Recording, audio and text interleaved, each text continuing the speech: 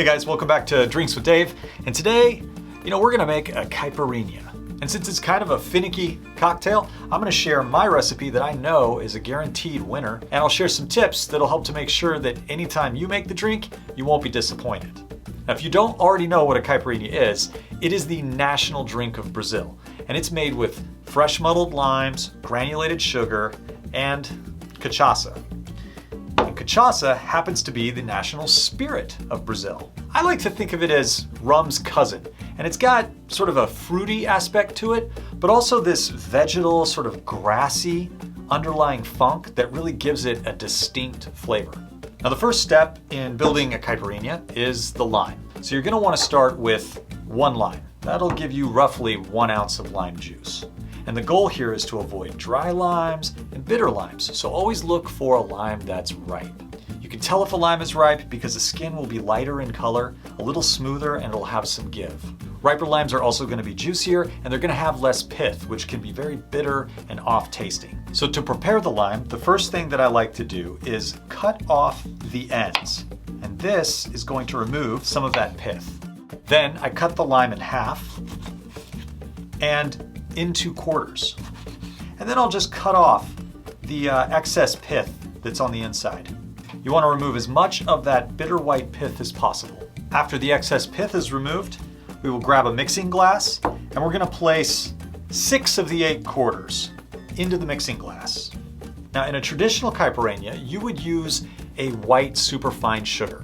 And the reason you're going to use a superfine sugar is because it dissolves easier and it won't leave the drink with, chunks of sugar in it. But I like to use a turbinado sugar, which is a raw sugar. And this is sugar that still has molasses and other trace elements in it. So it gives the drink a little bit more of a nuttiness and complexity that you don't get from just plain old white sugar.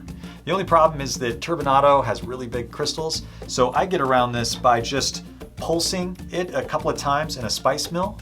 If you have a blender, that'll work, and it should give you the right consistency so your drink ends up not being, clumpy. So for this drink, we're gonna add 2 teaspoons of our superfine turbinado, and a bar spoon is the equivalent to a teaspoon, so if you have a bar spoon, that'll work.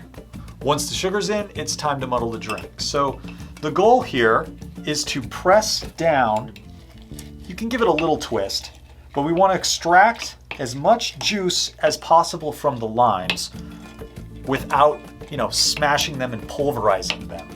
We're just pressing to get the juice and get that sugar to rub against the lime skin to extract some of that oil that brightens the drink and gives the Caipirinha its distinct flavor. All right, once we have our juice extracted, we're going to add 2 ounces of the cachaça. I'm using Leblon. This is a rested cachaça. You can get cachaça from silver to gold depending on how long it's aged for.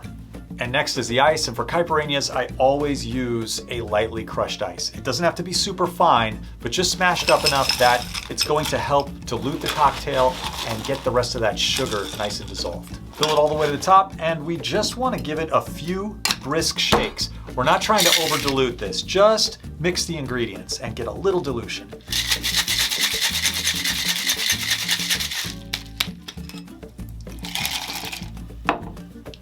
And we'll grab ourselves a double old-fashioned glass and just dump the cocktail right in. You can always add just a little more ice on top. And that, my friends, is a Caipirinha. So this drink does not need a garnish. If you've got some straws, you can use those. But basically, it's ready to sip the way it is.